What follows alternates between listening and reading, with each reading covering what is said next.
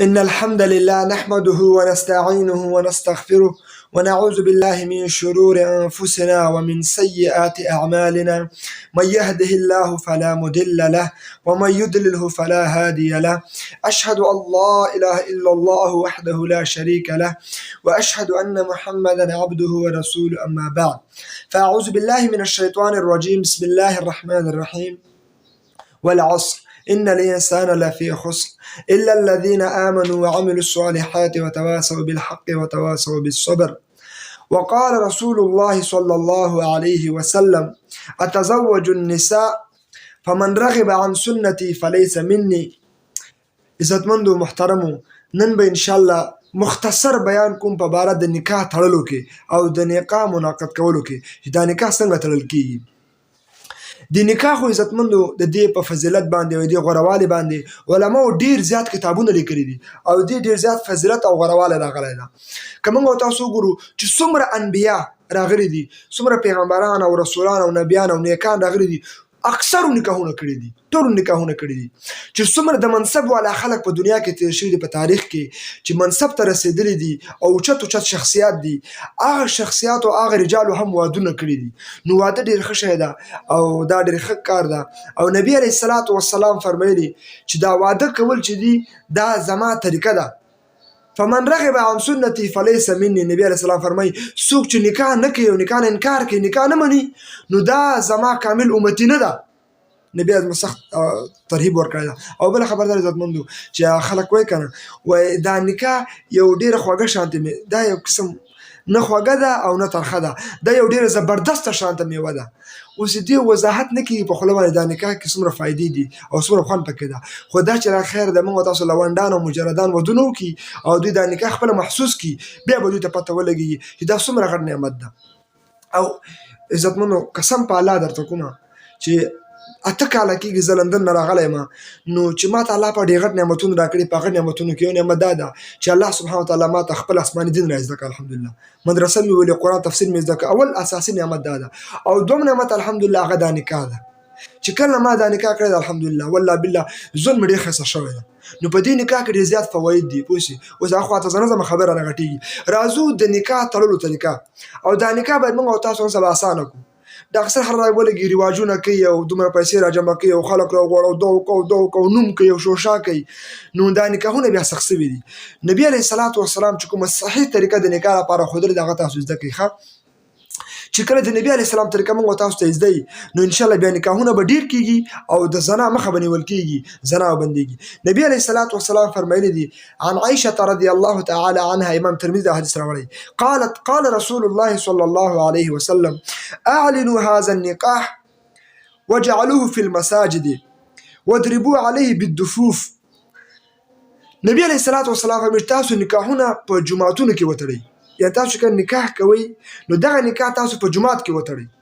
دا به تاسو عجیبه خبر ښکاره شوي چې افغانستان خلک په جومات کې نکاح نه تړي، خو صحیح طریقه دا ده چې په جومات کې نکاح وتړئ. دا رواجونه ختم کړئ. په دغه قرونو چې کوم رواجونه دي چې کله تاسو جومات کې نکاح تړئ، دې لپاره اسانه طریقه ده. جومات کې به امام صاحب وي، نو امام ته به ورشي، د انجلۍ لخوا د جلکۍ والي به ورسي.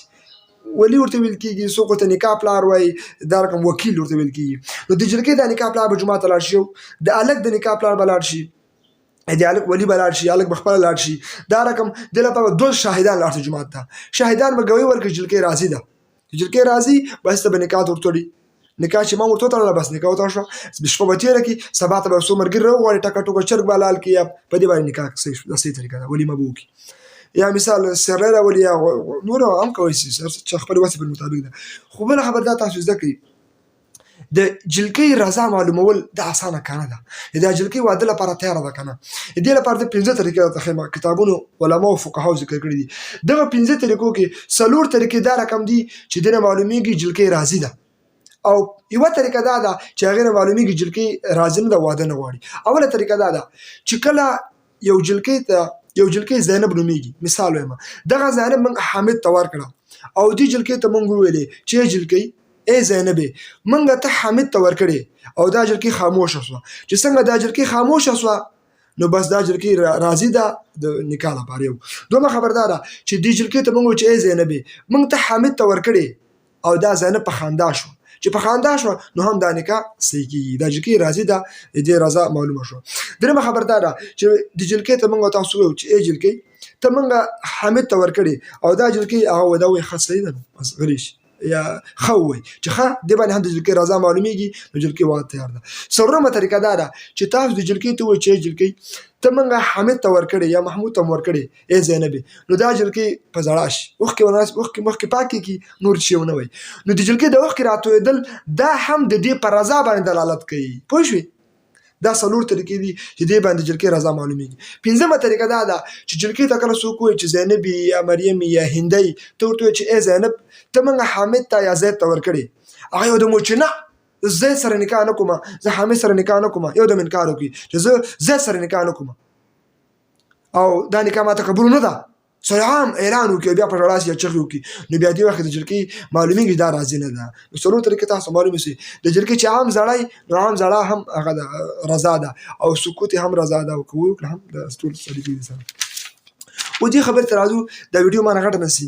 د نکاح تړلو لپاره دا کومه خطبه چې ما ویل اول به دا خطبه ووایي، صحیح ده. د نکاح په سر کې خطبه ویل پکار دي، صحیح طریقه دا رقم ده. دوم دا د مهر ټاکلو مخکې باید ولایت واخیستلی شي. ولایت معنی دا ده چې د ښځې لخوا نه باید دوه ګواهان چې ښځه راضي ده ورباندې، او بیا به مهر وټاکي. څنګه چې مهر دی وټاکه، دا مهر ټاکل ګور دا د ښځې په اختیار کې دي، او د مهر دا پیسې دا د ښځې ملکیت ده، دا د پلار ملکیت نه دی، د ورور ملکیت نه ده، بلکې دا د ښځې خپل اختیار او خپل ملکیت ده. بیا دغه ټاکل شوی مهر چې کوم ده دا به په یو پاڼه کې ولیکي، هغسې اسانه یې کوم تاسو ته درنیر نه شي، پاڼه کې به دغه مهر ولیکي، دومره مهر شو.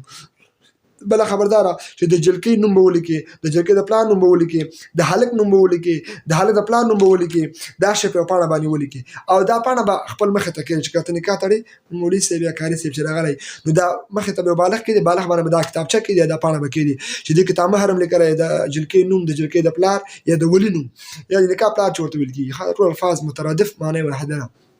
د هلک نوم، د هلک د ولی یا د پلار نوم، هلک مثال کنه خپل هم هغه کوي کنه قبول کوي شي، نو دا به ولیکي او کتابچه مخې ته کېږي. دا شی جوړ شو. اوس به ایجاب او قبول کوي چې کله مهر مقرر شي، اوس به ایجاب او قبول کوي. نو ایجاب او قبول دا ده، دې باندې ځان پوه کړي. ایجاب اول د جلکې لخوا نه کېږي، قبول د هلک لخوا نه ده. اول به جلکې لخوا نه ایجاب کېږي، چې کله ایجاب وشي بیا به قبول کېږي. چې ایجاب او قبول وشي نو اخر کې به دعا وکړي او مبارکي به ورکړي. ایجاب او قبول طریقې زده کړئ. دا رقم ایجاب اول د جلکې لخوا نه کېږي. د جلکې ولی چې کوم دی، د جلکې نکاح پلار به راشي، هغه به کینی یا د جلکې وکیل، هغه به وایي چې د جنۍ وکیل به دا رقم وایي چې زینب، مثال ذکر کوو، زینب چې د زید لور ده او زید په دې نامه باندې بله لور نه لري، په بدله د 1,00,000 افغانۍ مهر کې حامد ته چې هغه د محمود کاکا زوی ده، په نکاح شرعي محمدي سره په نکاح شرعي محمدي صلی الله علیه وسلم سره ورکړې دیوه او ور دې کړه. دا خبره به د امام دی هغه ته کې د جلکې د ولی ته به کې نکاح پلار ته به کې، نو دا خبره به د جلکې د نکاح پلار به هغه شاو والا ولی ته کوي، هغه ته به وایي چې نو ملا به ورکړې دیوه ور دې کړه، نو دا ایجاب شو. چې دا ایجاب شو، دلته به د جلکې لخوا دا کس خاموش شي. د الګ خوا د الګ خپل قبول کې کوي شي، خپل مالک وایي چې زما قبول ده، مثال یا پلاری وایي یا ماما یا کاکا یا بل کوم ولی ټاکلی، نو هغه به داسې وایي، الګ به داسې قبول کوي. الګ وایي دغه زینب چې دا مثال د زید کاکا لور ده، په مقابله د 1,00,000 افغانۍ 1,00,000 یا 2,00,000 کم او زیات څو ټاکه شي، 50,000 15,000 څومره چې وټاکي، په دومره مهر کې ما په نکاح محمدي شرعي سره قبوله کړې مې وه، قبوله کړې مې ده، دا به وایي، دا خبر به وکړي. او امام به داسې ورته وایي چې قبوله کړې دې وه، قبوله دې کړه، نو دا به وایي بیا قبول به وکړي. نو دغه چې ولې قبول وشوی، ولې په دوه وار به بیا دا کار وکړي. اول به ایجاب وشي د جلکې لخوا نه، بیا به قبول وشي د هلک لخوا نه، چې دواړه کله وشو په درېم وار باندې به اجمال وکړي. چې درېم وار کله اجمال وکړو نو امام به ووایي جلکې اکثر دې خلکو خبرې غلطېږي هلته، نو امام به کوشش کوي چې د خلکو خوله کې دا خبرې ورجوړې کړي، خوله کې دا خبرې برابرې کړي، ځکه هر په دې خبرو نه پوهېږي، ګډوډې شي ونه. نو جلکې لخوا نه به امام به داسې وایي، د جلکې نکاح پلار ته به داسې ورته وایي چې دا جلکې چې کومه دغه خبره ما ذکر کړه چې زینب د زید لور ده، په دې نامه بل لور نه لري، په بدله د 1,00,000 افغانۍ مهر کې حامد ته چې هغه د محمود کاکا زوی ده، په نکاح شرعي محمدي سره ورکړې دیوه ور دې کړه، دا خبر به وکړي. درې مارکې به اجمال وکړي، خلاصه به وایي. نو هلک له خوا نه به وایي چې قبوله کړې دې وه، قبوله دې کړه، به وایي چې بس به وشي. بیا به خو دلته خبر دا ده د جلۍ د هلک له خوا نه چې کوم قبول کېږي که نه، دا د هلک چې خپل پلار نه یا بل څوک که نه مثال، نو د هلک لپاره ولي، نو چې کله ویلي یا وکیل نو دا وکیل که غیر نو دا وکیل بیا لفظ د وکالتن ویل کېږي، وکالتن به وایي. او پلار یې کوي هم دا به وایي چې وکالتن زه وکیل یم او موکل مې چې دا زوی د هغه لپاره دا نکاح کوم، وکالتن لفظ به پکې اقرار ورباندې کوي. او دعا به وکړي، دعا ته به مبارکي ورکړي چې هغه د جلکۍ خوا ده او د هلک دعا ته مبارکي ورکړي دواړو خواګانو ته، او به دا نکاح منعقده شو. دا نکاح اسانه طریقه ده.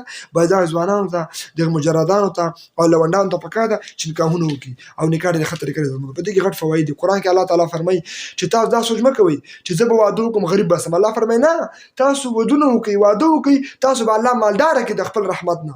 د الله ډېرې غټې خزانې دي. او بله خبرداره، ما خو تاسو چې خطبه په سر کې ووایي، سنت طریقه، مسنون طریقه دا ده. خو افغانستان کې دا طریقه خلک کوي چې اول مثال شاهدان ناسي، ایجاب او قبول وشي، اخر کې بیا خطبه وایي.